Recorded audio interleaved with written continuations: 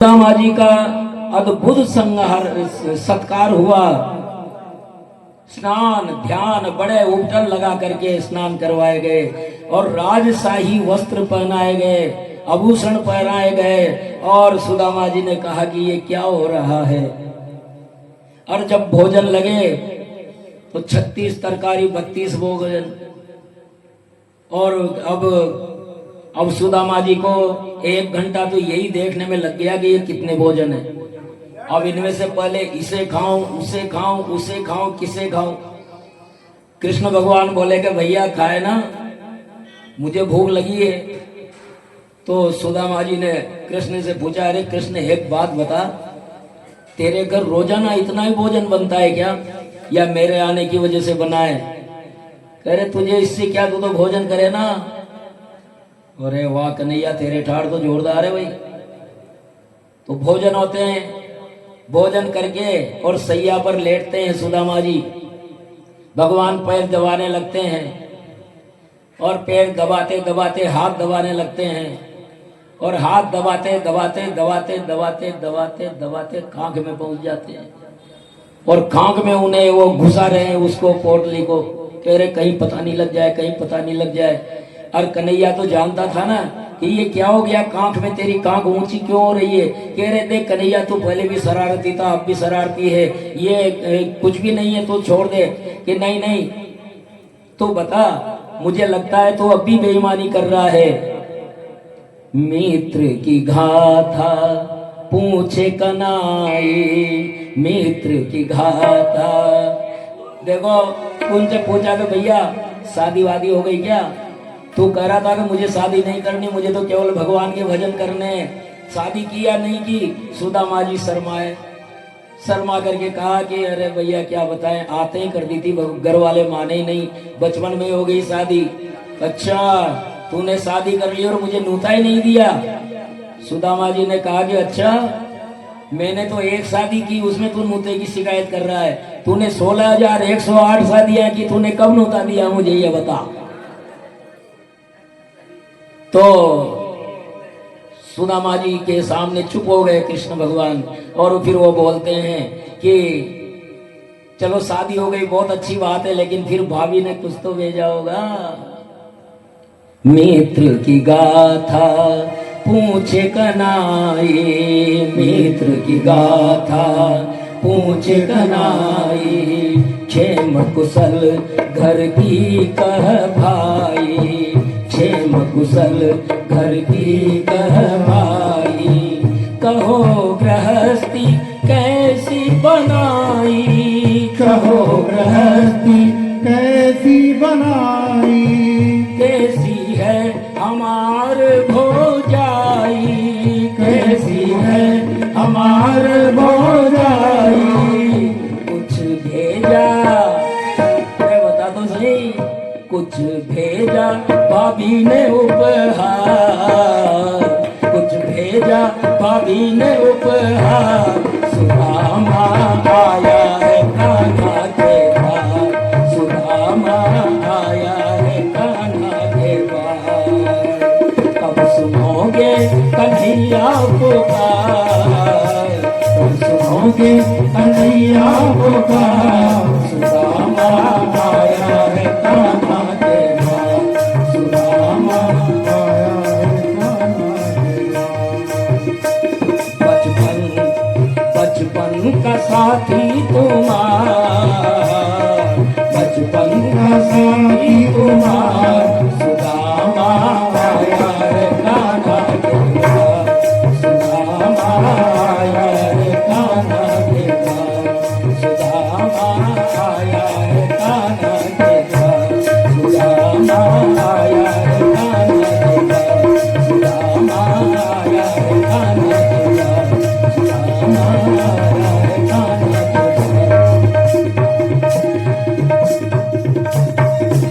बार। बोले कृष्ण सुदामा भगवान की जय हो। तो छिपाना चाह रहे हैं, लेकिन कृष्ण से भला कैसे छिपती। अरे तेरे खाक में खाकोड़ाई तो नहीं हो गई रे कहीं? क्यों छिपा रहा है, क्या हो गया? मैं कुछ लगाऊं तेरे?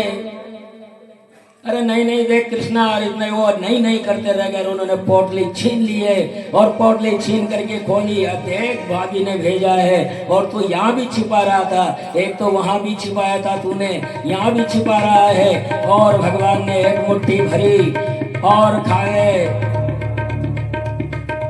एक लोग दे दिया, दूसरी मुट्ठी भरी खा गए, दूसरा लोग, तीसरी मुट्ठी भरने लगे। रुक्मणी जी ने हाथ पकड़ दिया, भगवान ये अवधूत का प्रसाद हमें भी तो चाहिए, ये क्या कर रहे हो? जब सब कुछ दे दोगे, हमें भी दे दोगे तो फिर तुम्हारे पास क्या रहेगा? और इस प्रकार आज भगवान एक दरिद्र की ऐसी सेवा कर रहे हैं कि देवगणों को भी ईर्ष्या हो रही है। सुदामा गरीब थे किंतु निष्पाप थे। दरिद्र होना पाप नहीं है, लेकिन स्वार्थी होना पाप है, मतलबी होना पाप है। मेरा ही मेरा भला हो केवल, भले ही दूसरा का बुरा होता हो तो हो जाए, मेरा भला करने में दूसरे का बुरा होता हो तो हो जाए, लेकिन मेरा भला होना चाहिए, ऐसा पापी होता है। दरिद्र होकर भगवान को भुला देना पाप होता है, दरिद्र होना पाप नहीं है। स्नान से पूर्व इस प्रकार भगवान तंडुल का भोग लगाते हैं और दोनों मित्र पुरानी यादों में खो जाते हैं। गुरु पत्नी ने ईंधन के लिए जंगल भेजा था, बेमौसम बरसात हुई थी, रात हो गई थी। गुरु पत्नी के चने एक एक करके पूर्ण हो गए थे, तो गुरुदेव हमें ढूंढने आए थे, देर तक बातें करते रहे थे। दूसरे दिन भोजन के समय वही 36 तरकारी 32 भोजन, अगले दिन 36 तरकारी 32 भोजन लग गए। और जैसे ही उन भोजन को देखा, सुदामा जी की आंखों में आंसू आ गए। कृष्ण ने कहा कि अरे सुदामा, मेरी सेवा में कोई कमी रह गई क्या? ये तेरी आंखों में आंसू क्यों है? तो सुदामा जी कहे कि बोले कृष्ण मित्र, तेरी सेवा में कोई कमी हो ही नहीं सकती, लेकिन मैं तो यहाँ ये 36 तरकारी 32 भोजन का भोग लगा रहा हूँ, लेकिन वहां मेरे बच्चे, मेरी पत्नी फाके कर रहे हैं। मैं वहां था तब भी फाके चल रहे थे, लेकिन अब तो मैं वहां नहीं हूं, तब क्या होता होगा? तो सुदामा ने जब ऐसा कहा तो कृष्ण भगवान ने कहा, तू मुझे नहीं जानता क्या?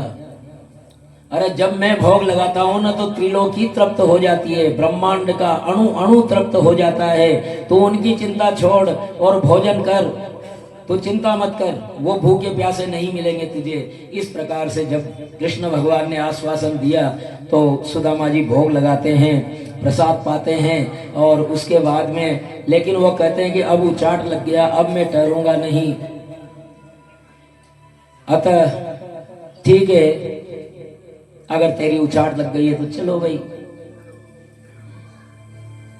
सुदामा आगे चले, आधे चले तो कृष्ण ने बुलाए, अरे रे सुदामा इधर आना। सुदामा जी वापस आए, बोले ये आभूषण तो उतार दे, ये आभूषणों का तू क्या करेगा? जो राजशाही आभूषण बनाए थे वो उतरवा लिए। सुदामा जी ने कहा हाँ, ये मेरे किसी काम के लिए लो।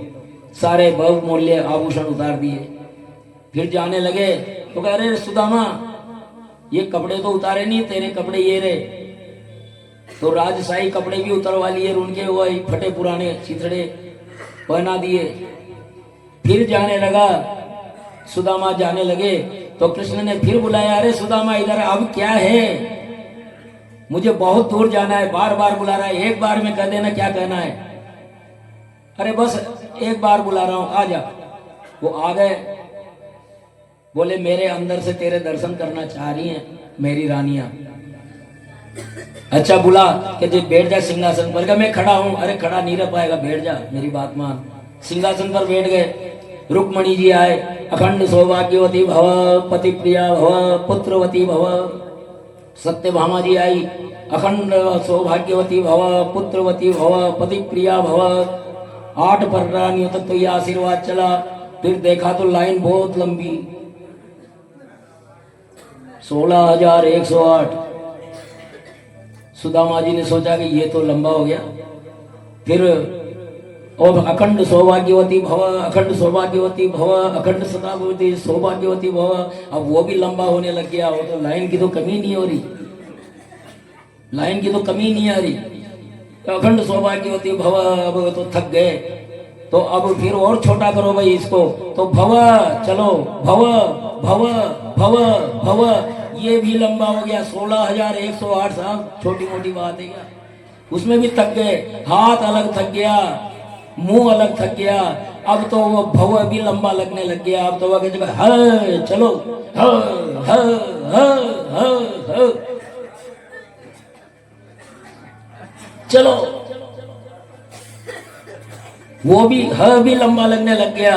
तो फिर कृष्ण भगवान से कहा गया, अरे तू कहाँ चक्कर में फंसा दिया तूने मुझे, तू मेरे पैरों में पड़। और कृष्ण भगवान सुदामा के पैरों में पड़ते हैं और वो कहते हैं अजर अमर भव।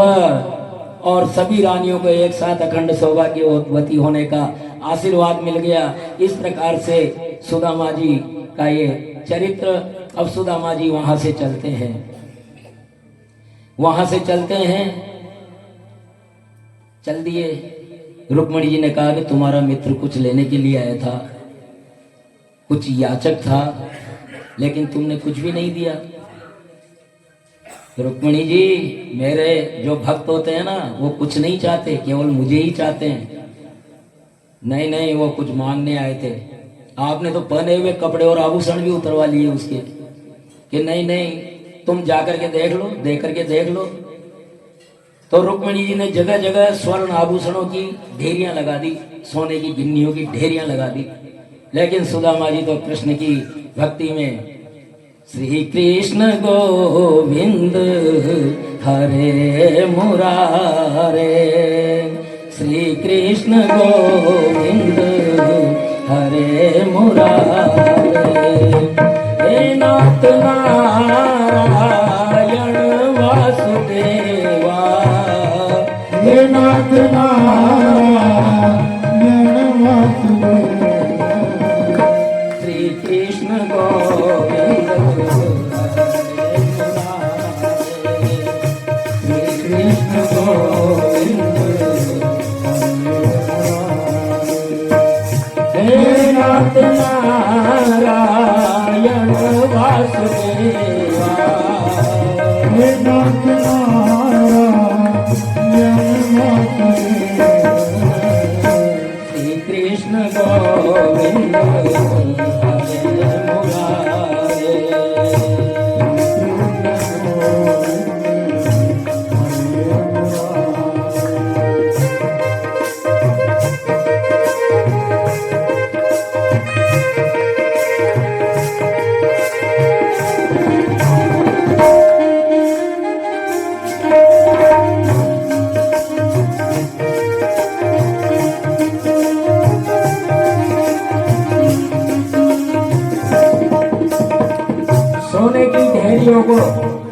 सोने की ढेरियों को लात मार करके आगे निकल गए। उन्हें पता ही नहीं लगा कि सोने की ढेरियां हैं, और इस प्रकार से आगे बढ़ गए। रुक्मणी जी को पता लग गया कि वास्तव में भगवान के भक्तों को लक्ष्मी की नहीं, केवल नारायण की आवश्यकता होती है। और वह श्री कृष्ण गोविंद हरे मुरारे चलते हुए पोरबंदर पहुंचे, और पोरबंदर में देखा जहाँ उनकी झोपड़ी थी, वहाँ तो बड़ी बड़ी महल अट्टालिकाएं हो रखी है। श्री कृष्ण गोविंद हरे मुरारे, कृष्ण गोविंद हरे मुरारे, हे नाथ नारायण वासुदेवा, हे नाथ नारायण वासुदेवा, श्री कृष्ण गोविंद हरे मुरारे, कृष्ण गोविंद हरे मुरारे।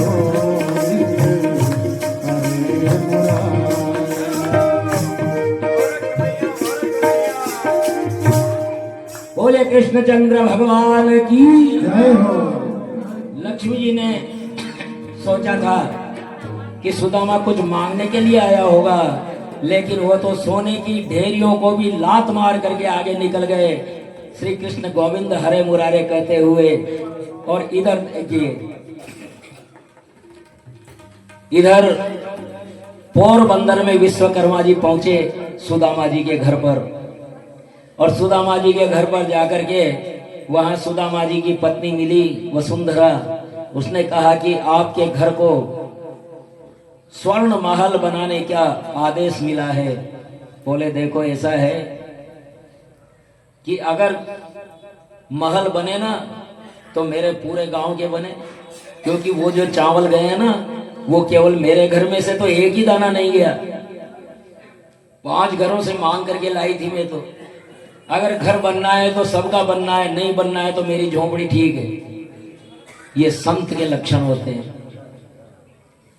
वसुंधरा जी के आग्रह पर पूरे गांव को द्वारका जैसा बना दिया गया। वो है पोरबंदर गुजरात का। पूरे गांव को द्वारका जैसा बना दिया गया और महल अट्टालिकाएं बन गई है। देखिए ये होता है सत्संग की प्रवृत्ति और दुस्संग की प्रवृत्ति। संग का संत की प्रवृत्ति कैसी होती है? ये ऐसी होती है कि मेरा ही घर नहीं सबका घर बने। और दुष्ट की प्रकृति ऐसी होती है कि एक संत एक गांव में आया, अब वहां एक घर में पहुंच गया वो, उसने कहा जो भी मांगेगा, भोजन कराया ना तो जो भी मांगेगा वो हो जाएगा, बता क्या चाहिए? कि मैं मांगूंगा जो हो जाएगा। हाँ हो जाएगा, लेकिन एक शर्त। बोले क्या? कि जो तू मांगेगा उससे डबल तेरे पड़ोसी को होगा। अच्छा ठीक है, तो फिर एक बंगला हो जाए मेरे। तो उसके एक बंगला हो गया, पड़ोसी के 2 बंगले हो गए। दूसरे दिन आया, अरे महात्मा जी पधारिए, भोजन करवाया। मांग क्या मांगता है? लेकिन तू मांगेगा वो तो पड़ोसी के 2 होगी। बोले ठीक है, मेरे को एक मोटर गाड़ी दे दो। बोले चलो दी। उसके एक मोटर गाड़ी आ गई, पड़ोसी के 2। चलो मेरे पुत्र नहीं है, एक पुत्र हो जाए। उसके एक पुत्र हुआ, पड़ोसी के जो भी मांगा पड़ोसी के डबल। अब उसके मन में एक बात आई कि भोजन मैं कराऊं, संत की सेवा मैं करूं, सारा काम मैं करूं, पड़ोसी मुफ्त में भोग रहा है। अब आने दो साधु को। साधु आया, भोजन कराया। बोले मांग भाई, क्या मांगता है? कि महाराज मेरी एक आंख फूट जाए।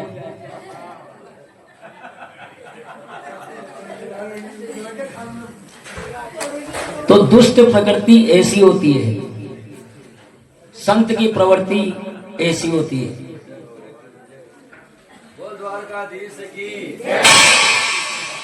तो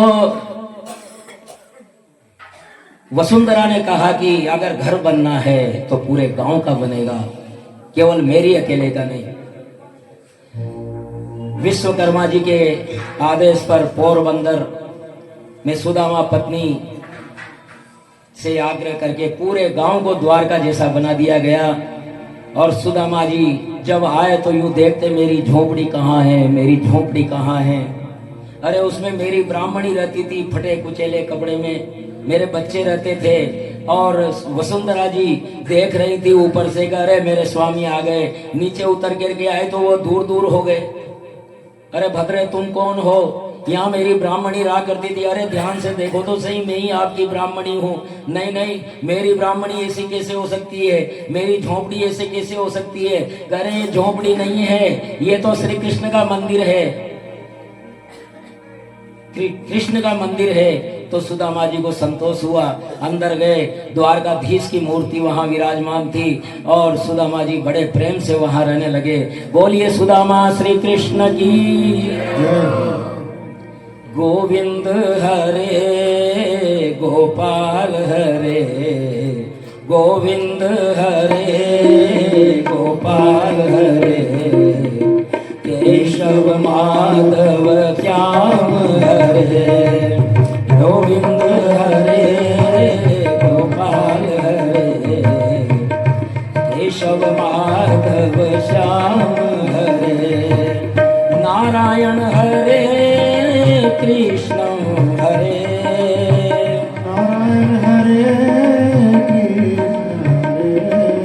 हरे, नारायण हरे कृष्ण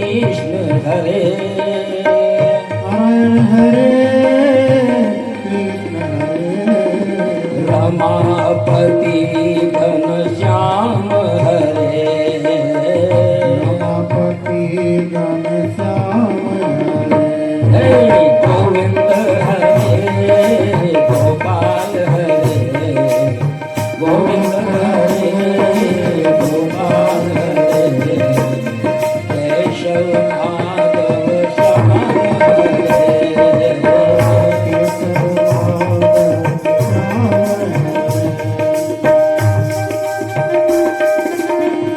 बोलिए वृंदावन बिहारी लाल की।